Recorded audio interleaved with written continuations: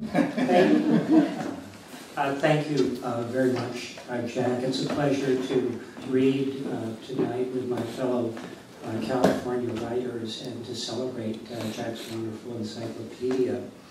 Jack asked me if I would read a poem and a pair of excerpts from an interview that I did with a magazine in San Jose called Able Muse in 2000.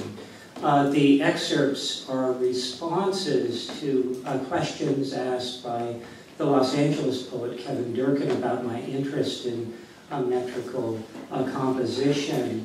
And I perhaps should give some general context to my particular comments in trying to make a case for the perennial usefulness of meter. It has never been my intention to put down free verse or any other poetic form. If I have some unease about certain tendencies in modern poetry, it isn't with particular formal manifestations of them, but rather with that notion we often encounter that modern poetry should be like modern science. Jerome Rothenberg mentioned this too in his comment about the Titan rocket and transistors. That is, that modern poetry should aim for ever-improving, self-superseding refinements of apparatus, and that somehow a poem, a modern poem that wasn't experimental, that didn't aim for technical novelty of one sort or another, wasn't modern. In any case, in response to the queries of Mr. Durkin, I said, this is the first excerpt, against the bass line of the meter, a poet can register shades of rhythm and tone with special sensitivity. Also, poets can play meter off against grammar.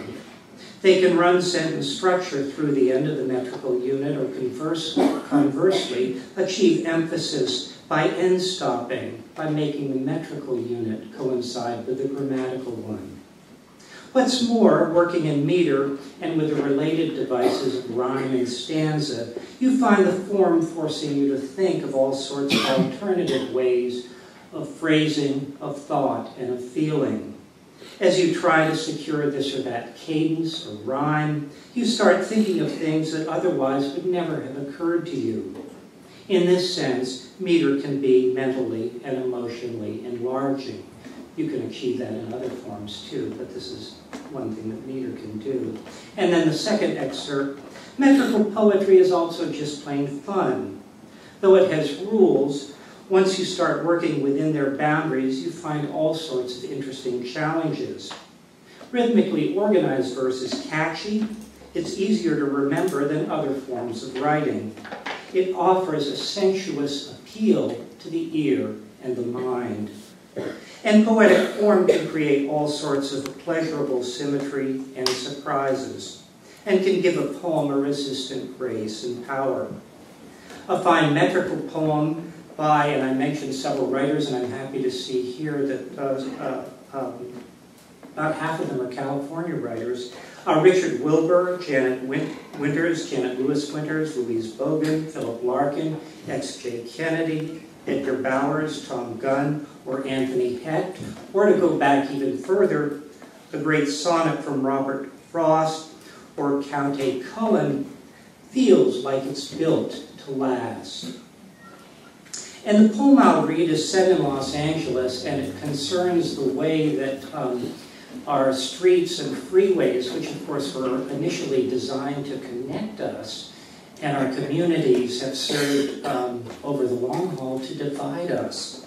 My wife and I were living on 18th Street in the Pico Robertson area when I wrote this poem. We had a little garden behind our house, and across the street was a widow who had a lemon tree.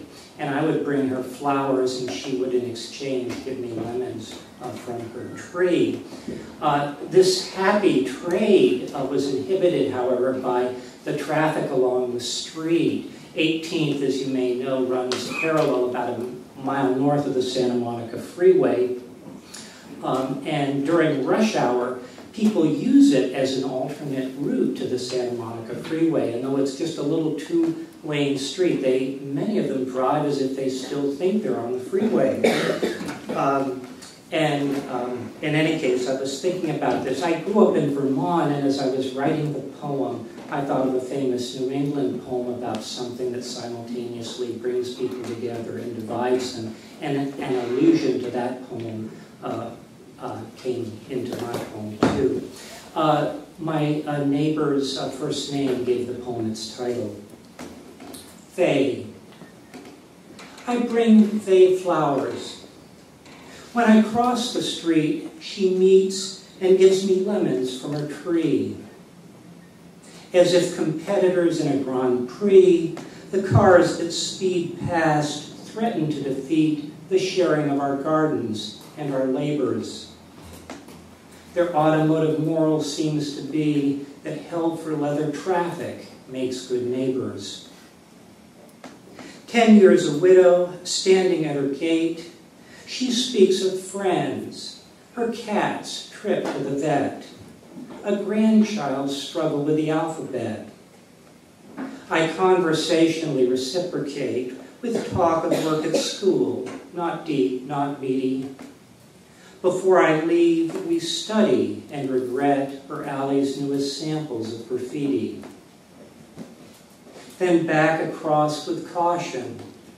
To enjoy Faye's lemons, it's essential I survive lemons that fellow Angelinos drive. She's 82. At 40, I'm a boy. She waves goodbye to me with her bouquet. This place was Beanfields back in '35 when she moved with her husband to LA. Thank you very much.